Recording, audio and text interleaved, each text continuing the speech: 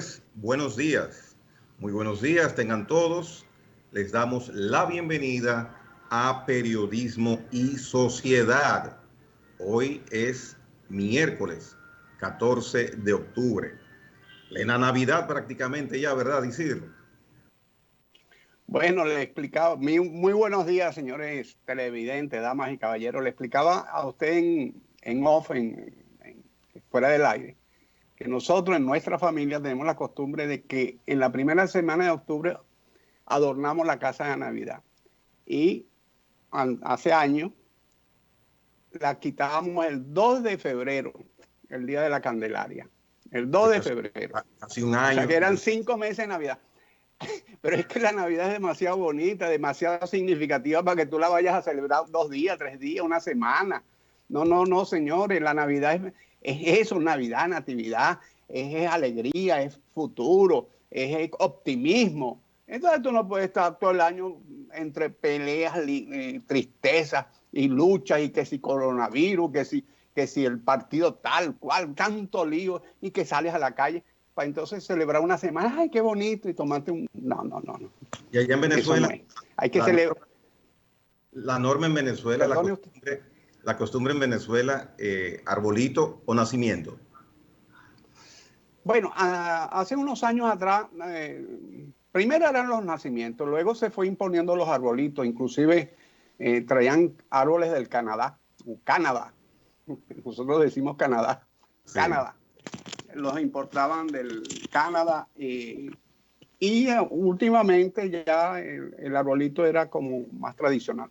Es que las cosas van cambiando, los pueblos van cambiando y uno debe darse cuenta de eso. Te voy a comentar una pequeña anécdota, ya que entraste en ese tema. Yo recuerdo que siendo joven, en Venezuela la música de Navidad era villancicos, aguinaldos y parrandas. Habían aguinaldos y parrandas. Esa era la música de Navidad. Hubo un año que se puso de moda en las emisoras de radio una canción que se llamaba La Banda Borracha, una que decía, lo que pasa es que la banda está borracha, quizás tú te recuerdas, porque sí, me imagino que por todo el Caribe. Claro que sí conocemos eso. Sí, se hizo muy pop. Y ese año, la Banda Borracha opacó la música navideña. Sí se escuchaba música navideña, pero todo el mundo estaba con la Banda Borracha. El otro año se impuso una música navideña regional, la del Zulia, que son las gaitas zulianas, que es una música muy alegre, muy festiva, con tambores, con muchos instrumentos. Y se impuso la gaita, y hasta el día de hoy, estamos hablando de 50 años para acá, lo que se escucha en Navidad es el 80, el 90% es gaita zuliana. Gaita zuliana. ¿Actualmente se produce esa situación? Pues ya no. Sí, en la actualidad no, actualmente. Bueno, pues aquí se perdió. Aquí, pues, los jóvenes de menos de 30 años, yo estoy seguro que no han vivido lo siguiente. Las emisoras nuestras, en épocas de Navidad, tenían una gran profusión de temas navideños, desde que empezaba el periodo de Navidad, ya a mediados de octubre. Pero ahora, salvo una emisora que tiene un programa CIMA 100, CIMA Sabor Navideño, aquí música, bueno, CIMA Sabor Navideño tiene algunos temas alegóricos a la Navidad, pero aquí la época de Navidad las emisoras ponían mucha música de ese tipo. Ya no, los jóvenes no saben lo que es eso. Es más, hay jóvenes que quizás Jingle Bell, el tema americano en inglés, sí. We wish you a Merry Christmas. Quizás los jóvenes, eso sí pueden haberlo oído los jóvenes, y no en emisoras de aquí. Sí. Pero lamentablemente. Allá a 5 para las 12, a 5 para las 12 del 31 de diciembre, la mayoría de las emisoras colocan, faltan 5 para las 12 de Néstor Sabarce. Hay algunas otras versiones de Néstor Sabarce, que es conocido aquí Néstor. Y entonces eso son tradiciones, eso tiene 50 años también tocándose eso. Faltando 5 minutos para las 12, colocan esa canción. Y después vienen las campanadas y ta. Pero bueno, ya tenemos entonces tiempo de aquí a diciembre. A la costumbre de ahora, entonces vamos cambiando de tema. Costumbre. Lástima que no está el Licho porque hay tres fechas aquí importantes. Vamos a ver si llega el Licho para que él las comente, porque son muy PRDistas o PRMistas estas fechas. Y son históricas, pero son de Peña y son de Salvador, etcétera. Bueno, vamos a esperar que llegue don Andrés Matos. Mira, Isidro, ayer en horas de la tarde hubo una noticia que se convirtió en tendencia. En el Palacio Nacional hubo una rueda de prensa donde el director de contrataciones públicas pues anunciaba la suspensión de todos los contratos que tienen empresas durante años, añales, supliéndole AC30 al Ministerio de Obras Públicas.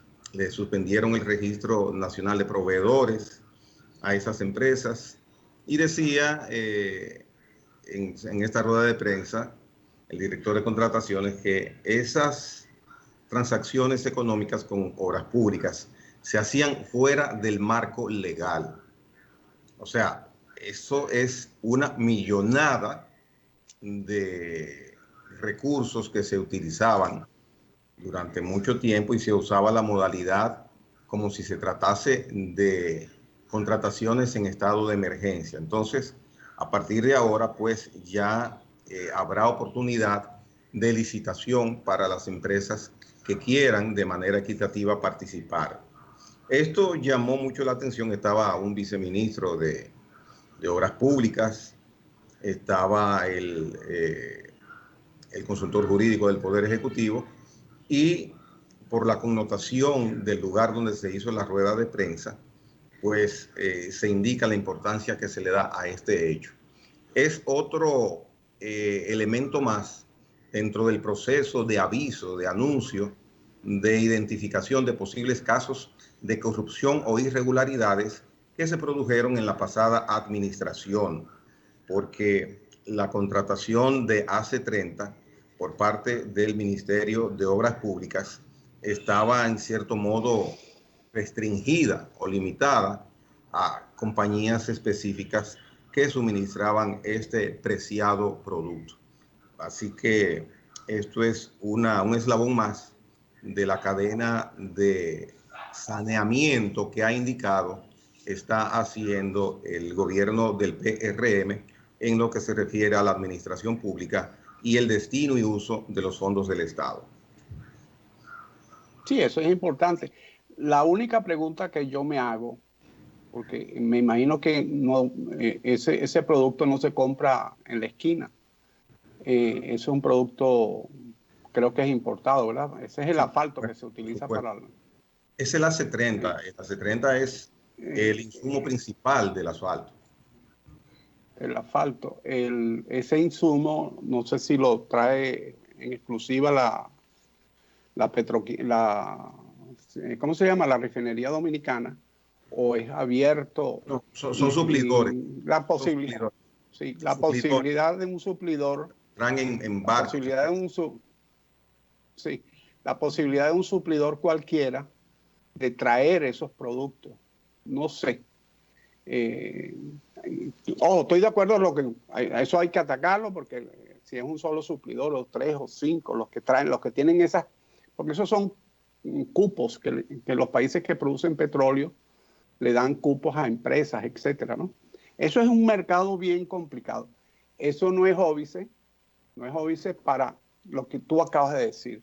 El hecho de que sean pocas empresas las que pueden importar eso no es óbice para que cualquier red de intermediación o cualquier red de corrupción intermedia no sea atacada y combatida.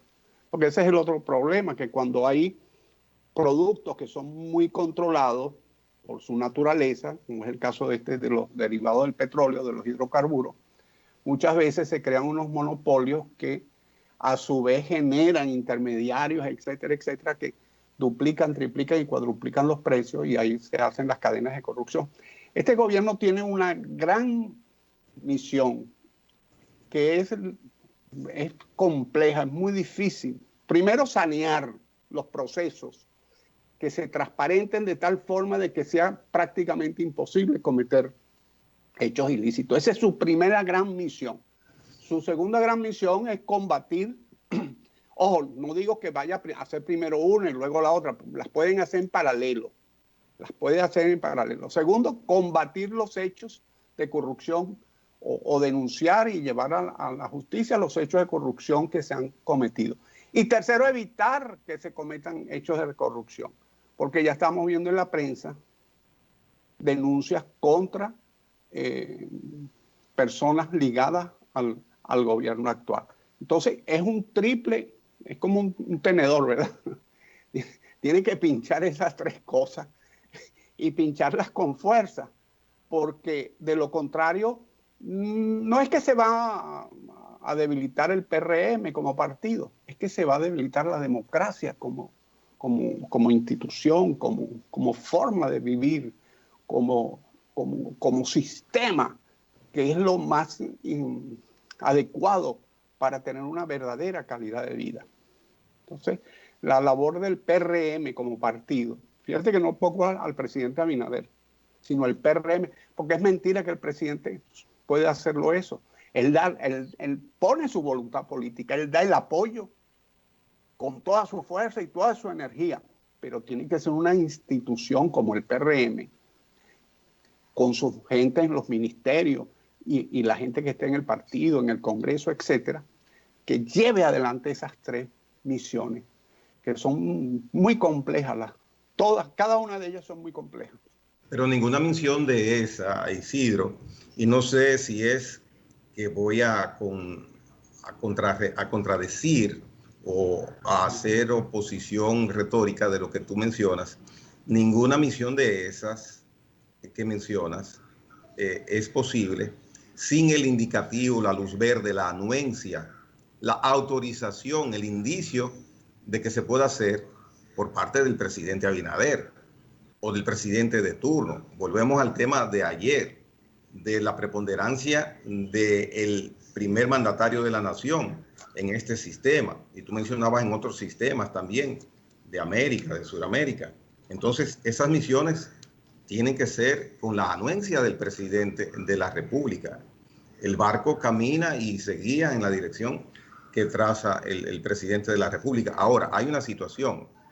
Lo que ha emprendido el PRM, el gobierno, el presidente Abinader, la intención de hacer valer la justicia en casos que se pueda comprobar que ha habido irregularidades, es una tarea dura y ardua, porque si lo que se inicia como acción es mal instrumentado, entonces ahí quedó que sería una especie de pan y circo, quedaría a mitad de camino, quedaría trunca esa intención.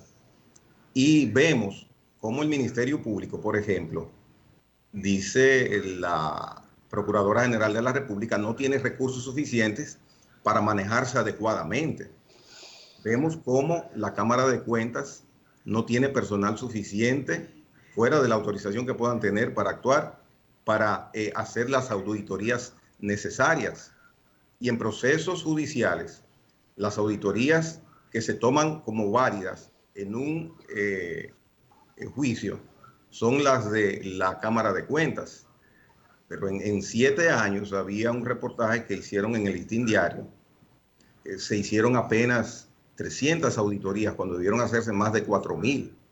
O sea, para hacer un proceso judicial que pueda llevarse como manda la ley, con justicia, con equidad, con profesionalidad y bien instrumentado, no es fácil y cuesta mucho dinero. Ahí vemos que se contrataron a 15 empresas de abogados para representar al gobierno ante las empresas que han actuado mal, que se supone han actuado mal contra el Estado Dominicano. Esto también cuesta dinero. O sea, este proceso de saneamiento moral, de terminar con la impunidad estatal, como decía el presidente Abinader el jueves pasado, es un proceso delicado, costoso y que debe ser bien instrumentado, porque si no, se va a quedar a mitad de camino. Sí, quiero aclarar que yo lo dije, que sin la decisión del presidente, y ese es el primero, pero el presidente hay que acompañarlo y lo tienen que acompañar mucha gente y sobre todo lo tiene que acompañar una estructura desde el PRM, desde el partido de gobierno, que es el gobierno nos debe doler a todos los dominicanos, porque la acción del gobierno, tú hayas votado a favor, en contra, quien sea, hasta el PLDista más radical y más rabioso, la acción del gobierno le beneficia o le perjudica, porque un mal gobierno, bueno, entonces tendrás malas calles, malos servicios, etcétera, etcétera. Así que en eso no podemos perder. Así que la acción del presidente. Y lo que usted acaba de decir es así. Yo leí por allí una nota hace algunos días, de que inclusive a la Procuraduría se le había rebajado el presupuesto. Me extrañó eso. Luego no ha salido ninguna nota más al respecto. Aquí nosotros tuvimos el honor de tener la entrevista a un abogado que explicó el tema del derecho adjetivo en la República Dominicana, que creo que es un tema muy universal, sobre todo para Hispanoamérica. Los vericuetos, lo enredado que es probar las cosas, que son los procedimientos judiciales, lo que es el día a día en los tribunales, etcétera. Y ahí donde se pueden caer muchas causas, como bien tú apuntabas, si no se instrumentan bien, si no se elaboran bien los expedientes. Y para elaborar bien los expedientes necesitas personas que sepan de eso. Y eso no es un... Sí, es que no es un cualquier juego. abogado sabe de eso. No. Y aquí hay muy buenos abogados, contratados de parte y parte. Muchas veces la parte acusada tiene inclusive hasta mejor abogado que la parte acusadora, que el Ministerio Público. Entonces, por ejemplo... Tiene más dinero para contratar mejores abogados. Bueno, entonces, pues te voy a poner un ejemplo. Yo, como empresa, te vendo a ti, que eres el Estado, una empresa del Estado, 10,000 celulares de estos. El precio puede ser 50,000 pesos, pero yo te lo vendo a 100,000. Entonces, yo debo, como Estado, como Ministerio Público, o te lo vendo sobrevaluado, yo debo a ti, como que te estoy acusando, demostrarte que tú me diste soborno a mí o que hay una sobrevaluación. O sea, fuera del precio, hay que comprobar, en el caso de tráfico de influencia, los sobornos. ¿Cómo se comprueba eso?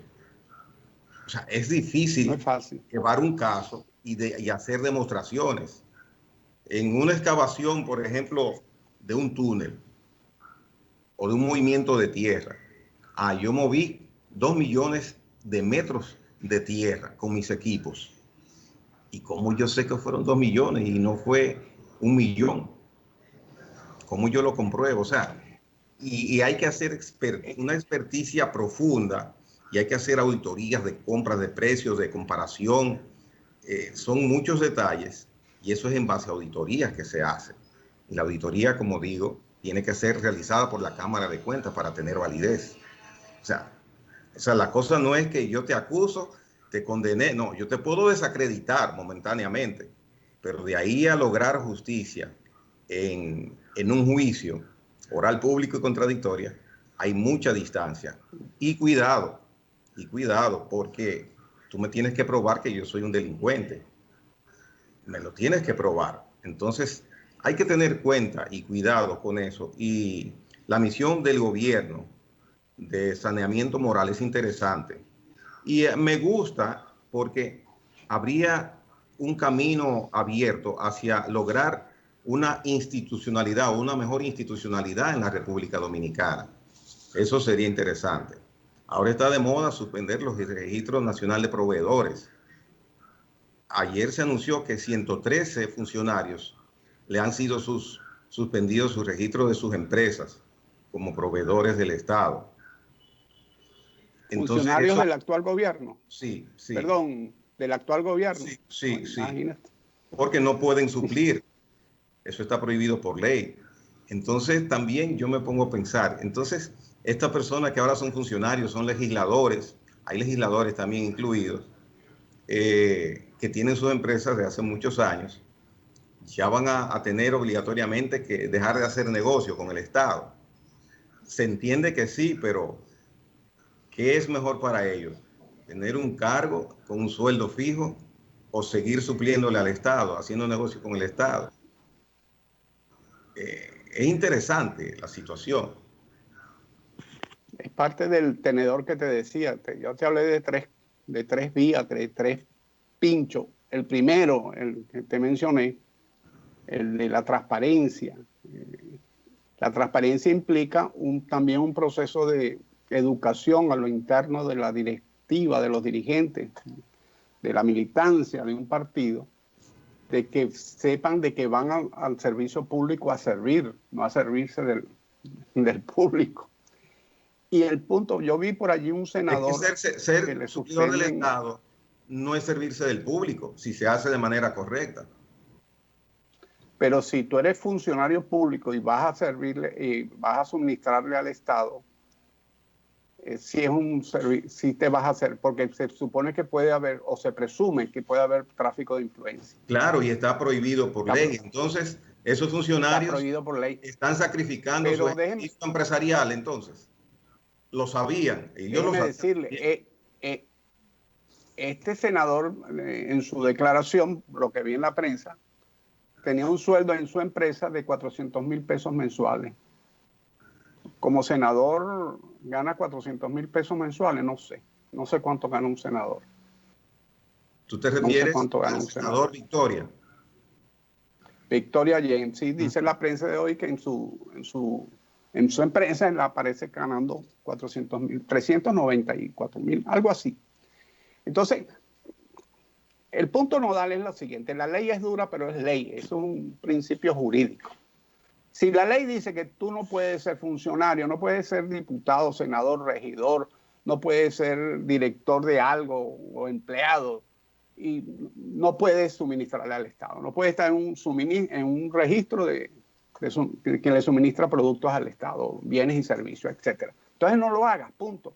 O te retiras, renuncias a eso, te retiras de esa empresa, o no aspires posiciones públicas. Eso es todo, porque la ley es esa y no hay más. Y allí hay el gran error, es porque la organización política, y yo insisto, me voy por allá porque yo soy un defensor de los partidos políticos, y la forma de defender los partidos políticos es indicándole su falla. El partido tenía que haber hecho unos seminarios o a preparar unos instructivos y decirle a la gente que va para los cargos públicos, comenzando por qué sé yo, por los ministros, los senadores, diputados, etcétera, de lo que se puede hacer y lo que no se puede hacer, de la responsabilidad social que tiene cuando él asume un cargo de esa magnitud. Esa es la primera misión que tiene un partido. Fíjese lo que dice hoy Esquea Guerrero. Fíjese lo que dice hoy Esquea Guerrero. Se pregunta por qué, si el PRM es mayoría, ¿por qué no quita el barrilito? Pero es una pregunta fuerte, pero es verdad. No, que el senador Estrella, el senador de la provincia de Santo Domingo, que es la otra. Bueno, pero si el PRM es mayoría y va a discutir el presupuesto, la ley de presupuesto, porque no le agarra esa partida y le hace así, ¡guau! Y la otra. Se van a presentar muchas situaciones interesantes a partir de esta cruzada que ha iniciado el gobierno.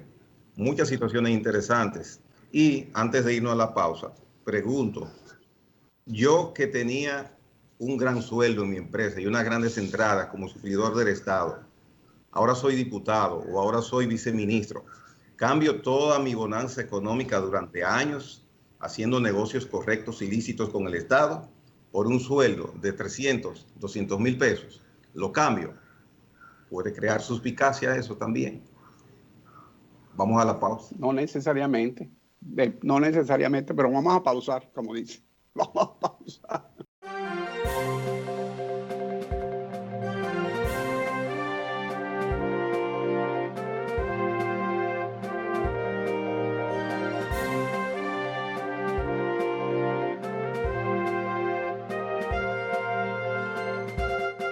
Bueno, estamos nuevamente en el aire, don Gregory.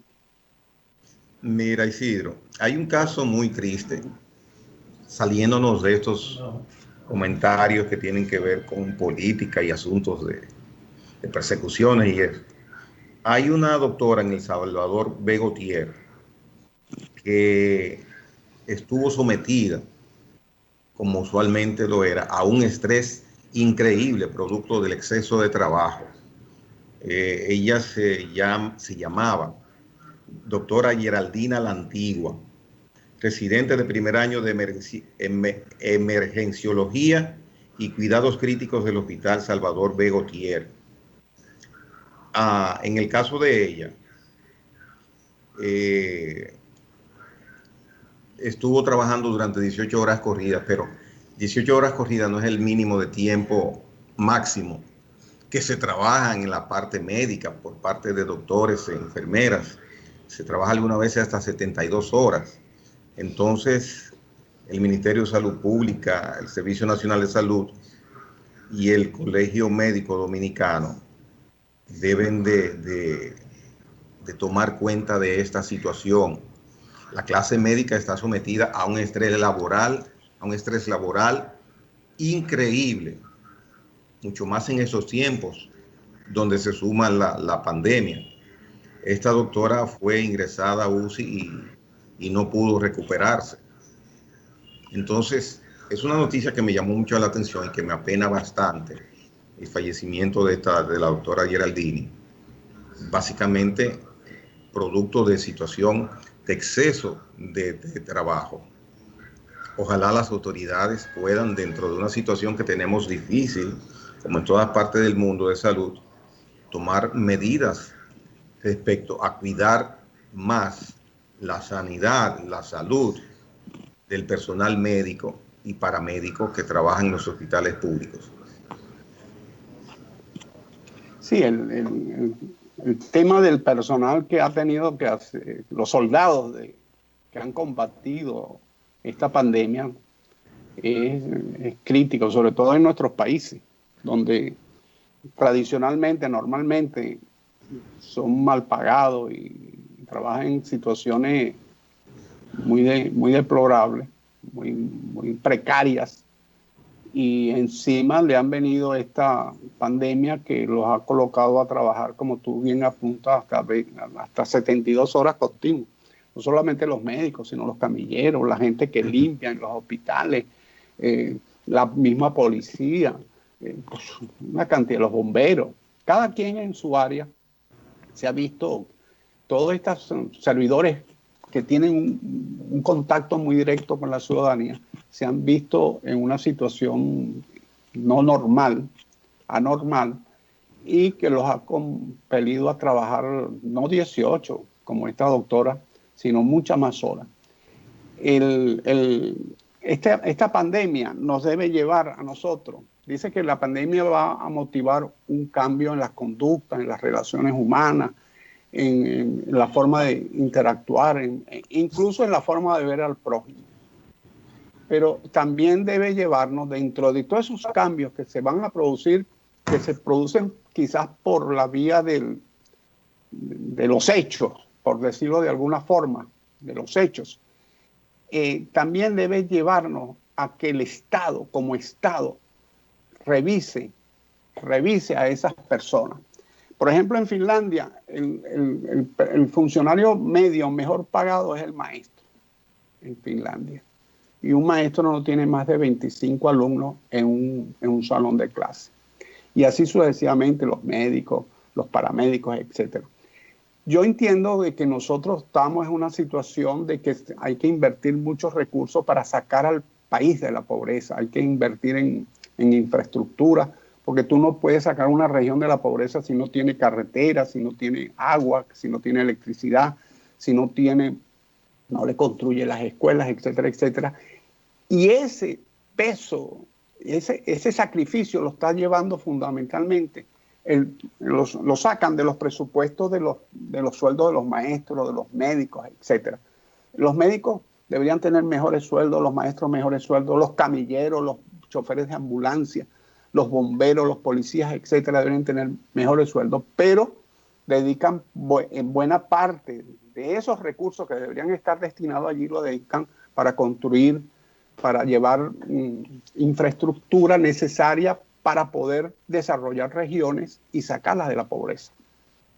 que muchas veces no se saca de la pobreza o tardan mucho porque eso debe ir acompañado luego con procesos de inversión privada, etcétera, etcétera.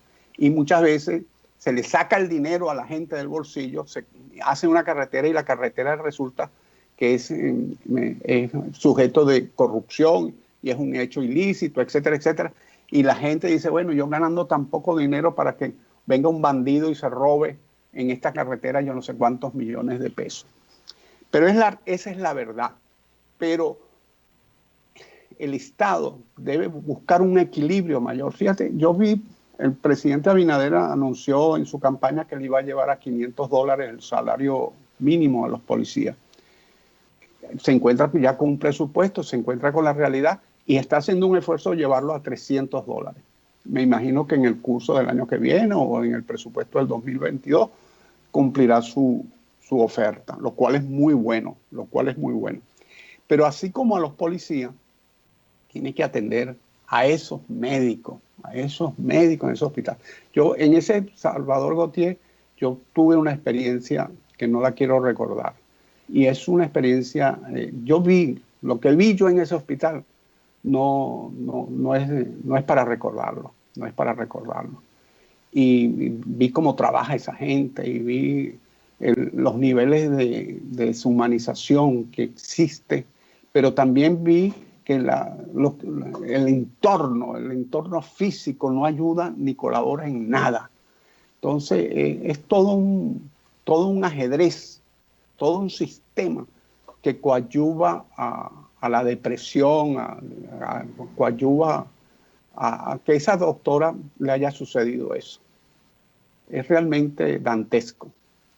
Y estos ejemplos que usted trajo hoy debe motivarnos a todos los ciudadanos, a todos a colocar nuestra voluntad y nuestra energía, al menos mental, en función de mejorar a esas clases de servidores públicos y que el Estado tome nota para sacar a esa gente de esos, porque eso nos va a beneficiar a todos. Eso no va a un funcionario de ese nivel que esté bien, que se sienta bien, que trabaje sus horas y gane su buen sueldo en un ambiente adecuado. Eso, si yo llego al hospital, lo voy a recibir en buenos servicios. Es así. No se te escucha. Ok, ahora sí. Hay un anuncio por parte del gobierno, bueno, está escrito en el proyecto de presupuesto para el año entrante, de aumento de salarios para los médicos y enfermeras, alrededor del 30%, una escala. Bueno, eso es importante, es un avance. Y hay tantos ejemplos, decenas de miles de ejemplos, de personal médico, de enfermeras, enfermeros, que a pacientes que están hospitalizados, que necesitan algún tipo de medicamento urgente y no lo hay en el hospital, ellos de su dinero lo han comprado en miles de ocasiones. Son hechos que se producen usualmente. Personal médico suple algunas veces de material y de medicinas a pacientes que lo necesitan y no tienen eso. O sea, son historias conmovedoras también, porque se familiarizan con el paciente, con el interno. Y son esperanzas que uno tiene de que las cosas cambien en ese sentido definitivamente en nuestro país. Se ha ido avanzando, pero hay que apurar la marcha en ese aspecto. Dígame. Ayer tuvimos la respuesta técnica al discurso del presidente Abinader por parte de representantes del licenciado Danilo Medina.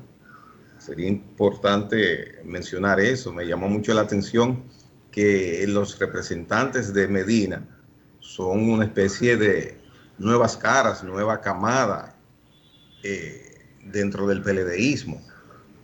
No había representantes como portavoces de los tradicionales, de los miembros de la vieja guardia del comité político. De hecho, quien fungió como vocero expositor fue Yanariel Jiménez, que era el ministro técnico del gobierno de Danilo Medina. Y la parte que tiene que ver con las indagaciones de desmanes morales en el gobierno de Medina no fueron tratadas. Nada que tenía que ver con aspectos de posible corrupción en el pasado gobierno y que fue planteado en el discurso presidencial el jueves pasado, esa parte no fue tocada. Solamente se quedaron en exponer los avances de índices de poca inflación, de crecimiento a nivel latinoamericano como el mejor durante muchos años por parte de la República Dominicana en los gobiernos de Medina, y ahí se quedó la parte expositora de estos técnicos que representaron al presidente Danilo Medina en el día de ayer en respuesta al discurso de Abinader el pasado jueves. ¿Cómo es que se llama eso? Acepta que se golpean la espalda. Religioso es esto, que se golpean la espalda. Eso tiene un nombre. ¿Sabes cuál es? Ustedes saben lo que le estoy diciendo. No pretenda que la gente del PLD se va a golpear a sí mismo, ¿no? Se van a lacerar ellos mismos. Ellos lo que tienen que decir es lo que dijeron. Si pues en Japón no harían harakiri. Perdone usted. Y si fuera en Japón no se harían harakiri, no. Pero hay dos cosas que usted señaló que son muy importantes. La primera es las nuevas caras del PLD. Este muchacho Juan Ariel Jiménez, él era viceministro ministro. Él fue viceministro y en el último año lo ascendieron a ministro él sustituyó a Isidoro Santana en el Ministerio de Economía. Es una de las renovaciones del PLD, es una de las figuras. El PLD tiene 2 o 3 figuras allí jóvenes. Ese joven es muy capaz ese joven. Es talentoso y tiene a este muchacho que fue candidato a senador por la capital, que también tiene que dirigió el Consejo Nacional de Competitividad. Paz, sí, estaba también en el equipo, no lo mencioné, estaba también ahí. Estaba ahí, ¿verdad? Sí, y así sucesivamente. Ellos tienen varios y van a comenzar. Y lo otro es que fueron certeros ellos defendieron, pero fueron certeros en los ataques. Fíjense lo que dice, por lo menos la nota de prensa, ¿no? El periódico. Dice, nómina y desacuerdos señalados. El aumento en el gasto de nómina del Poder Ejecutivo es 68 millones de pesos en el presupuesto del 2021 con respecto al 2020. Si hemos eliminado tantas nominillas, si hemos eliminado tantos botellas, si hemos eliminado tantas cosas, se pudo haber subido el sueldo. Es lo que va a pensar cualquier ciudadano. Yo agarro el presupuesto y entiendo y lo analizo porque tengo un conocimiento de la gerencia pública. No soy experto, pero tengo un conocimiento de la gerencia pública por mis estudios y por mi actividad de vida. Pero cualquier ciudadano lee esto y le impacta. Luego dice, Cancillería experimentó un aumento en la nómina de 402 millones de pesos. Cancillería, cuando ha salido de que le han cancelado a yo no sé cuánto, a 200, 300 personas que ganaban yo no sé cuántos miles de dólares cada uno. Y aumenta el gasto de nómina. La persona que solamente lee los titulares y lee un poco la prensa dirá, bueno, ¿qué es esto? O sea, fueron certeros en el discurso, en su objetivo.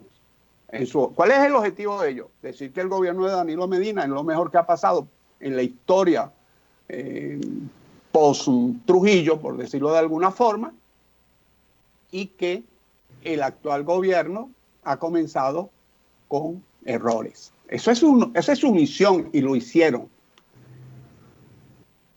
Y entonces luego dice que el discurso del presidente y del ministro de Hacienda se contradice. Ya entonces adentro están las explicaciones. Lo que quiero significar yo con esto es que un tema que yo hablé con Licho, usted no estaba, desafortunadamente, que yo le decía al Licho que el PRM como partido, está bien que se enfoque y se enfile en denunciar la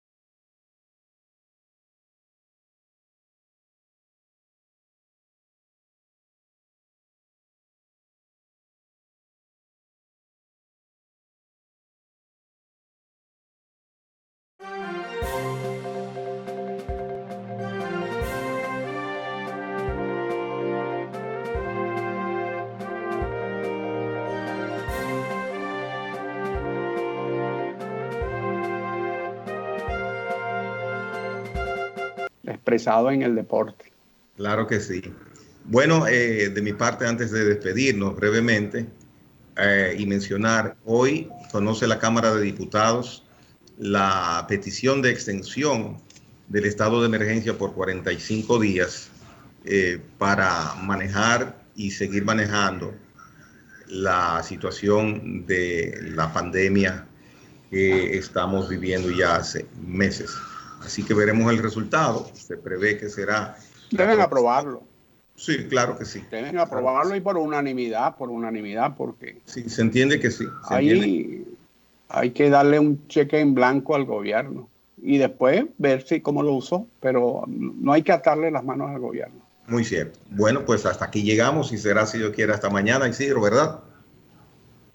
Que tengan buen día y mañana, Dios mediante, tendremos a don Licho aquí con nosotros. Se espera que sí.